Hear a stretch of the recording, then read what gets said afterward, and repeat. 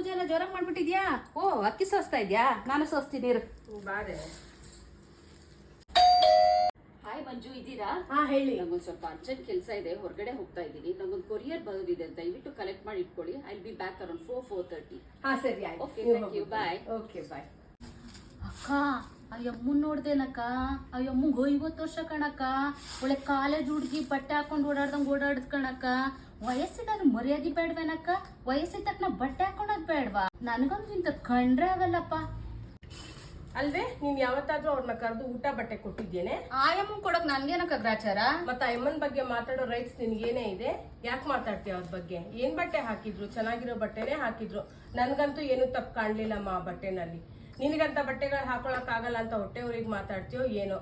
ಲಕ್ಷಣವಾಗೇ ಇತ್ತು. ಅವ್ರ ದುಡ್ಡು, ಅವ್ರ ಕಾಸು, ಅವ್ರು ಹಾಕೋ ಬಟ್ಟೆ ಅವ್ರ ಗಂಡಂಗ್ ಒಪ್ಪಿಗೆ ಆದ್ರೆ ಸರಿ. ನಿನ್ಗೇನೆ ಪ್ರಾಬ್ಲಮ್ಮು? ನೋಡೋ ದೃಷ್ಟಿ ಕರೆಕ್ಟ್ ಆಗಿ ಇಟ್ಕೋಬೇಕು.